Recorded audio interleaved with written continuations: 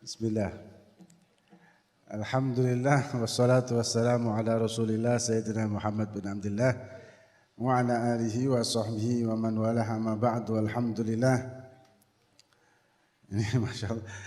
Tadiana batin, biasanya ini bulan Oktober, biasanya ulang tahunnya tanggal 2 loh, tanggal 2 Oktober, cuman Masya Allah anak-anak ini giat untuk merayakannya tiap majelis. Sampai biasanya akhir bulan.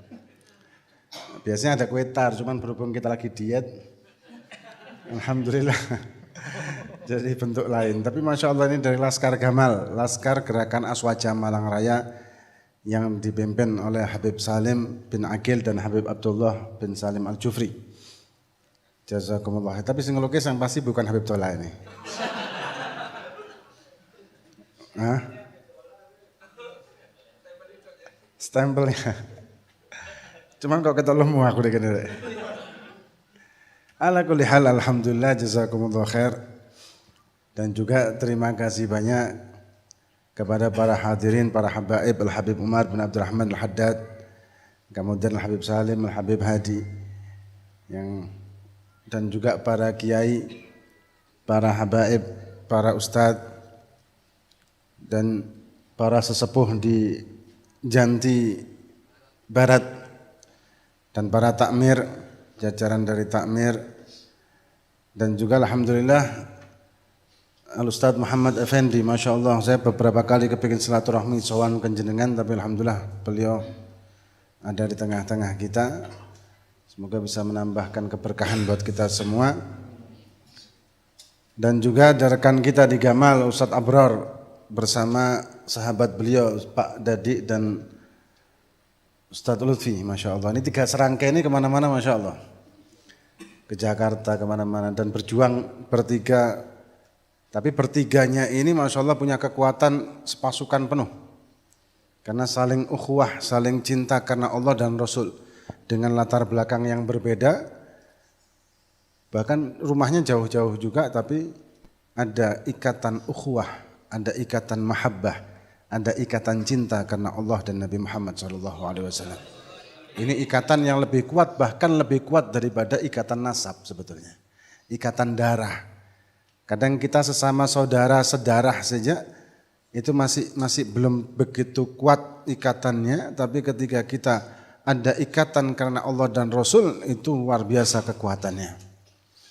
Dan alhamdulillah juga kita masih dihadiri oleh Haji Saiful yang beliau munsyidnya Habib Alwi beserta penerbang dari zaman Habib Alwi dulu, Masya Allah. Dan ada regenerasi, ada putra-putranya, bahkan ada cucu kalau nggak salah ya, cucunya MTI zamannya Habib Alwi dulu, betul?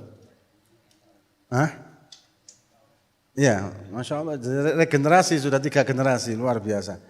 Jadi dari zaman Habib Alwi dulu, Majelis Ta'lim Al-Islami didirikan oleh beliau, bersama beliau-beliau ada Haji Samsul Marhum dan lain sebagainya. Dan alhamdulillah banyak sekali manfaatnya dan banyak sekali jasa ya, buat kita semua, terutama warga Malang sekitarnya. Apalagi yang nabuh bas ini, Masya Allah, habis mantan anyar kayaknya nabuhnya beda. Apa karena mantan anyar ya? Jadi ngepuir atau lain daripada yang lain daripada yang dulu. Nah, memang bujang sama beda memang ya. Ala kulli hal, ini semua kita tidak kumpul di sini karena cinta, karena mahabbah, landasannya itu. Zaman yang sudah memang akhir zaman, ini banyak sekali godaan-godaan untuk saling pecah belah di kalangan umat Islam. Umat Nabi kita Muhammad SAW itu sebetulnya satu, bukan terpecah belah, tapi satu. Pemahaman-pemahaman dalam furu'iyah ini bisa disatukan dengan usul, dengan tauhid, dengan sesama umat Nabi Muhammad SAW, sesama hamba Allah, sama-sama menghadap ke kiblat kalau sholat. Kita punya perbedaan. Tapi apakah perbedaan tersebut perbedaan prinsip? Bukan. Kalau memang perbedaan itu perbedaan prinsip atau perbedaan akidah, ya memang bukanlah dinamakan Islam. Semisal ada yang mengatakan atau meyakini ada Nabi setelah Nabi Muhammad, ya bukan Islam namanya. Atau meyakini Allah itu dengan bentuk seperti manusia, ya bukan Islam namanya. Tapi ketika perbedaan itu masalah amaliyah, furu'iyah atau organisasi atau perbedaan masalah politik atau masalah apa saja, apakah perbedaan seperti itu harus mengakibatkan kita terpecah belah? Enggak. Ormas, partai semuanya ini hanya wadah. Kita di Indonesia alhamdulillah ada Nahdlatul Ulama, ormas besar, didirikan oleh habaib dan kiai. Ya, abah saya dulu juga Rois Surya, saya juga termasuk dari bagian NU PCNU Malang sekarang ini. Kemudian ada Muhammadiyah yang juga organisasi besar didirikan oleh ulama. Ada Al-Irsyad, ada Rabithah Alawiyin, ada FPI, ada yang lain-lain, semua wadah. Semua itu kan hanya wadah. Tapi mereka semuanya memang berbeda-beda baju, berbeda-beda ormas, berbeda-beda latar belakang, berbeda bendera, panji-panjinya, semuanya beda. Cuman ada satu kesatuan mereka. Apa kesatuannya? Allah dan Rasulnya. Persatuannya adalah tauhid, kesamaannya adalah tauhid. Terus kalau kita punya persamaan, kenapa kita harus mengorek-ngorek perbedaan? Kita punya persamaan yang hebat, kenapa kita harus sibuk mencari-cari kesalahan dan perbedaan? Buat apa? Buat apa kita saling mengkafirkan, membid'ahkan, menyalahkan, mengkelirukan pihak lain dan menganggap pihak kita lebih benar ketika kita sama ketauhidannya? Bahkan lebih miris lagi kalau misalkan kita berani atau memuliakan atau menghormat orang yang tauhidnya beda. Ketika tauhidnya beda kita hormati, kita muliakan, tapi tauhidnya sama malah kita hinakan dan kita musuhi. Ini kan kebalik malahan. Harusnya kita lebih bersatu ketika kita punya persatuan tauhid. Karena tauhid ini mempersatukan siapapun. Bangsa manapun, suku manapun, karena agama Islam bukan cuma agama Arab. Agama Islam ini agama universal. Karena Islam bukan budaya, Islam adalah agama. Islam adalah agama. Karena agama maka masuk ke semua budaya, bangsa dan suku manapun. Dan ketika kita haji saja contohnya, semua etnik, mulai dari orang-orang baratnya, orang-orang Afrika, orang-orang timur, orang barat, orang manapun, mereka bersatu dengan satu kesatuan dan seragamnya podo, memakai pakaian ihram. Sama. Tidak ada pakaian ihram yang beda. Tidak ada, semuanya sama, seragam. Dan ketika panggilan sholat semuanya sama-sama bersujud menghadap ke satu titik yang sama yaitu Ka'bah.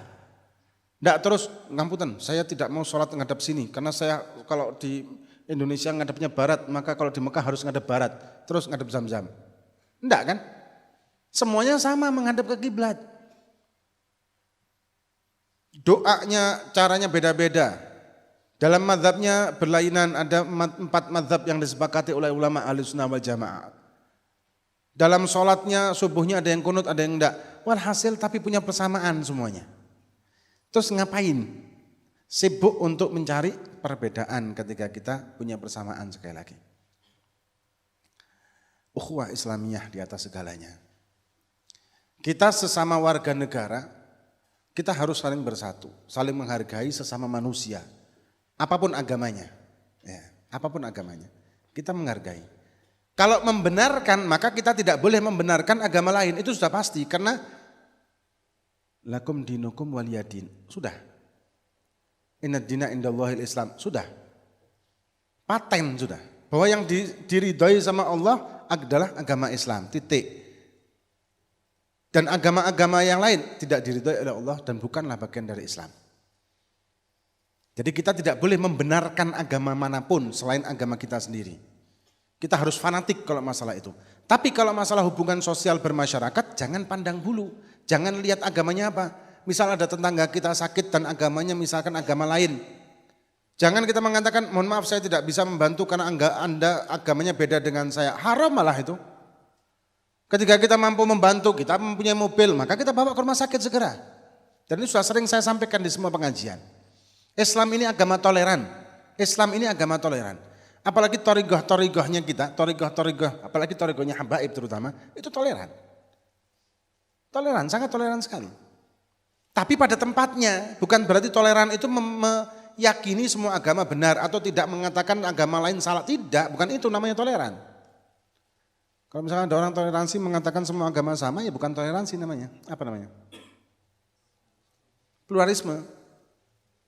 Menyatakan semua agama sama, padahal kalau secara mantik, kalau mengatakan semua itu benar, maka semua adalah salah. Kalau kita meyakini seperti itu bahaya juga, nanti paginya Islam, sorenya murtad, suka-sukanya lah tergantung sikon. Nah, Jumatan, malas Jumatan, murtad. Nanti sore balik Islam lagi, ono maulidan soalnya. Enggak besok murtad lagi. Kenapa? Podo aja kan sama agama. Malas sholat murtad, malas puasa murtad. Mulai tanggal 1 Ramadan murtad sampai kapan? Tanggal 1 Syawal. Boleh, malas puasa. Nah untuk bilang lo kayak gini. Nah, jadi kita harus menjunjung tinggi persatuan, apalagi sesama warga negara. Kita menjunjung tinggi itu dalam ranahnya. Ya, sama-sama manusia, sama-sama warga negara Indonesia, kita saling menghormati dan saling bersatu. Apalagi sesama kaum muslimin. Sudah kita punya persamaan satu sama-sama kaum muslimin, kedua kita punya persamaan sama-sama warga negara Indonesia tercinta. Apalagi yang harus kita jadikan alasan untuk berpecah belah ketika kita punya persatuan yang hebat seperti ini. Nah, kalau kita lihat zaman sekarang ini sebetulnya ada 3 kelompok. Kelompok pertama, kelompok yang berusaha memecah belah. Kelompok yang kedua, kelompok yang mau dipecah belah. Kelompok yang ketiga adalah kelompok yang berusaha menyatukan. Cuman yang miris ini kelompok yang berusaha menyatukan karena Allah dan Rasul, karena cinta, itu biasanya diserang oleh 2 kelompok ini. Musuhnya lebih berat. Kalau kelompok yang memprovokasi, musuhnya adalah yang diprovokasi. Kelompok yang diprovokasi, musuhnya adalah yang memprovokasi. Satu kelompok aja. Tapi kelompok yang berusaha menyatukan, menambal keretakan karena Allah dan Rasul, karena melihat dari sudut ini sama-sama umat Kanjeng Nabi, itu musuhnya malah dari 2 kelompok ini. Kelompok yang ingin memprovokasi sama yang suka diprovokasi. Na'udzubillah min dzalik. Kita lihat banyak sekali ulama-ulama yang Masya Allah berusaha untuk menyatukan, tapi kena fitnah macam-macam. Kena fitnah dengan fitnah keji, padahal ulama Masya Allah dan dapat bisyarah dari Nabi Muhammad SAW. Contoh saja, satu contoh ya. Saya bukan FPI, saya NU, tapi saya bukan FPI ya. Saya itu contoh, saya ngeliat sendiri dengan mata kepala saya sendiri. Saya pernah ngantarkan Habib Rizik ke Habib Soleh, ada terus sepupu saya. Habib Soleh mengatakan, dan tidak mungkin orang bohong kalau mimpi Nabi. Dan Habib Soleh saya tahu beliau siapa. Beliau mengatakan apa? Ana mimpi Rasulullah kirim salam sama antum, sama Habib Rizik. Orang yang dikasih salam sama Kanjeng Nabi, ini difitnah macam-macam, dimaki macam-macam, dihujat macam-macam. Bahkan ada yang berani dengan hujatan-hujatan yang ekstrim yang na'udzubillah min dzalik, tidak layak sudah keluar dari mulut seorang muslim menghujat seorang ulama. Kalau memang tidak cocok dengan metodenya, jangan diikuti tanpa mencaci. Begitu mestinya.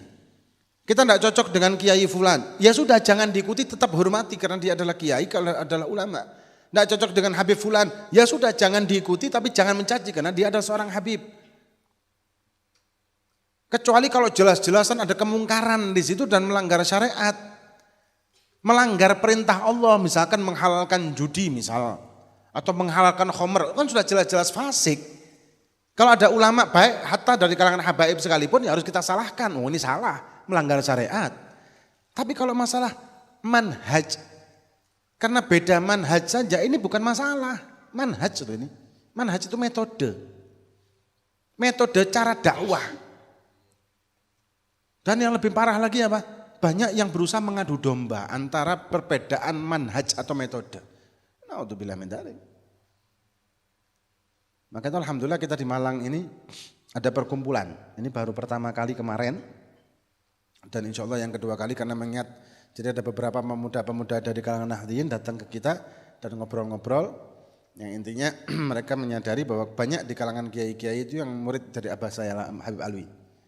Ya, seperti Kiai Hasyim Muzadi itu murid abah saya, Kiai Mas Tuki almarhum pernah jadi santri, Kiai Basori Alwi, Kiai Manan almarhum, Kiai Rahmat Bungkuk dan Kiai Muslimin Bungkuk juga itu banyak sekali santri-santri Al-Walid Habib Alwi. Dan juga generasinya otomatis kan kalau bahasa pondokan itu mbah guru ya, mbah guru kalau bahasa anak santri. Nah, ketika ada berusaha dari kalangan-kalangan luar provokasi-provokasi mengadu domba antara kiayat dengan habaib ini, maka ada kesadaran dari kalangan-kalangan teman-teman kita untuk ya ayo bersatu. Ayo kita menjadikan persatuan kembali mengingat banyak sekali di kalangan kita yang hubungannya antara murid dengan guru. Dari habaib dan kiai ini sebetulnya tidak ada perbedaan. Andai kata ada perbedaan, perbedaan manhaj. Ya kan? Perbedaan manhaj saja. Bahkan hubungannya juga antara guru dan murid. Al-Walid Habib Alwi banyak dari kalangan kiai-kiai besar di Malang muridnya beliau. Habib Alwi belajar sama Habib Abdul Qadir bin Ahmad bin Faqih. Dan juga Habib Alwi pernah belajar sama Kiai Yahya Gading. Kiai Yahya Gading. Gurunya Habib Alwi. Jadi apalah yang apa namanya? Maksudnya di dari kalangan Habib dan Kiai ini sebenarnya tidak ada masalah apapun. Cuman ini tadi loh. Apalagi di media sosial ini ya parah ya. Maka itu kita bikin wadah silaturahmi ukhuwah antara habaib dan kiai untuk menjalin komunikasi dan juga silaturahmi yang berjalan rutin setiap berapa bulan sekali. Ya kita bikin bulanan karena banyak dari kalangan kiai dan habaib yang punya jadwal hingga mencari jadwal yang barengan itu kan memang setengah mati. Jadi apa namanya kita tentukan waktunya beberapa kali dalam setahun sudah terjadwal. Nah itu untuk menjalin ukhuwah ini dan meredam fitnah-fitnah dan alhamdulillah di Malang fitnah ini tidak sampai apa ya tidak terlalu inilah masih ukhuwahnya luar biasa di Malang ini di kalangan habaib dan kiayat masya Allah karena sama satu sumber ya, satu sumber sama apalagi di kalangan habaib kita ini sekarang banyak jalinan hubungan dengan orang-orang Indonesia pribumi ini adalah hubungan keluarga. Hubungan keluarga. Banyak di kalangan kita ini yang ibu, garis dari ibu adalah orang-orang Indonesia, orang-orang pribumi. Ya. Seperti abah saya Habib Alwi. Habib Alwi ibunya orang Melayu. Ibunya beliau orang Melayu. Jadi banyak seperti itu. Maka itu di kalangan sadah, di kalangan orang Arab ya, penyebutan pribumi itu kan khol, akhwal, jamak dari khol. Apa? Khol ini. Nah ini juga ada provokasi. Yang lucu apa? Provokasi mengatakan akhwal itu sebutan penghinaan bagi orang pribumi dari orang Arab. Ini kan orang yang di samping mungkin tidak pernah belajar bahasa Arab ya. Tidak pernah belajar sorof ya. Tidak pernah belajar bahasa Arab. Kemudian dia memang berusaha untuk memicu fitnah dan berusaha untuk memicu provokasi. Padahal sebutan akhwal ini sebutan kehormatan. Apa? Saudara ibu, Pak Lek, Pak D. Kalau bahasa kita, paman dari ibu, itu akhwal, jamak dari khol. Ya. Itu kan saudara ibu, lah saudara ibu ini kan gelar kehormatan, karena kebanyakan dari ibu-ibunya orang-orang habaib di Indonesia ini rata-rata adalah orang-orang lokal, orang-orang pribumi, orang-orang Madura, Sunda, Jawa, Kalimantan, Melayu dan lain sebagainya. Maka itu sebutan akhwal ini sebutan kehormatan. Pak Lek, Pak D, kalau bahasa kita atau Bulek, Bude kan. Nah itu, ini kenapa hubungan, kenapa habaib di Indonesia ini terutama orang Arab di Indonesia ini langsung menyatu dengan pribumi. Ya karena ini tadi, hubungan kekeluargaan, hubungan darah. Dan disatukan juga dengan tauhid. Ya, disatukan juga dengan tauhid. Nah ini, walhasil sekali lagi, kita harus memikirkan bahwa nanti kita ini akan mempertanggungjawabkan apapun yang kita lakukan di dunia di hadapan Nabi kita Muhammad SAW. Kita menjadikan apa umatnya Kanjeng Nabi ini kita bertanggung jawab. Kita termasuk kelompok yang pertama untuk memprovokasi, maka kita akan bertanggung jawab di hadapan Nabi karena telah memecah belah umatnya. Kita di kelompok yang kedua mau diprovokasi, maka kita menjadi kelompok yang nanti juga akan berhadapan dengan Nabi Muhammad SAW. Dan Nabi akan marah dengan kita. Tapi ketika kita berusaha menjadi kelompok ketiga untuk bersatu, menyatukan, untuk ukhuwah, Apapun perbedaannya tetap ada ukhuwah. Dalam masalah amaliyah kita punya ranah-ranah rumah tangga sendiri-sendiri, tapi dalam masalah tauhid kita punya persamaan. Kita akan bangkit ketika membela tauhid, kita akan bangkit ketika membela negara kita. Kita akan sama-sama bersatu ketika membela NKRI, ketika membela agama Islam, ketika membela Kanjeng Nabi, kita akan bersatu. Tapi ketika kita beramaliyah, maka kita amaliyah nafsa-nafsi, kita punya rumah tangga sendiri-sendiri, dan kita berusaha untuk menyatukan, maka Nabi akan memandang kita dengan pandangan mahabbah, dengan pandangan cinta. Karena kita telah menyatukan dan kita telah berjuang untuk menyatukan apa yang telah disatukan oleh Nabi Muhammad SAW. Terakhir kita harus ingat juga pertama kali program Nabi ketika di Madinah adalah mempersatukan antara beberapa kelompok yang berkarakter berbeda, Ansor dan Muhajirin. Bahkan di Ansor sendiri ada kelompok Aus dan Khazraj yang sama-sama suka perang zaman dahulu. Disatukan dengan Islam, disatukan dengan tauhid. Bukan tanpa godaan, ada godaan, pernah ada provokasi, cuman karena ketauhidan mereka lebih kuat, cinta kepada Nabi lebih hebat, maka itu segera teredam. Terus kita mau merusak program pertama Kanjeng Nabi di Madinah. Bagaimana nanti kita berhadapan dengan Nabi, bagaimana marahnya Nabi dengan kita, na'udzubillah.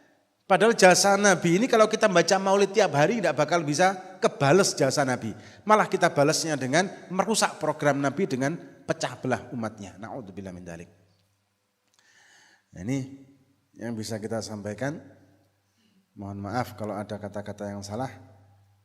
Dan moga-moga kita semua dijadikan oleh Allah Subhanahu wa taala sebagai umatnya Nabi Muhammad SAW, zahir batin, dan moga-moga kita tetap bersatu, dan moga kita di negara kita menjadi negara kita semoga bisa menjadikan negara yang barokah, negara yang dibarokahi oleh Allah Subhanahu wa taala, negara yang aman, yang makmur, yang sentosa, negara yang menjadi kebanggaan bagi umat Nabi Muhammad SAW. Dan moga-moga kita semua nanti di yaumil qiyamah bisa masuk bersama-sama ke dalam rombongan Nabi kita Muhammad SAW, dan moga-moga kita diakui oleh Nabi sebagai umatnya zahir batin dunia dan akhirat.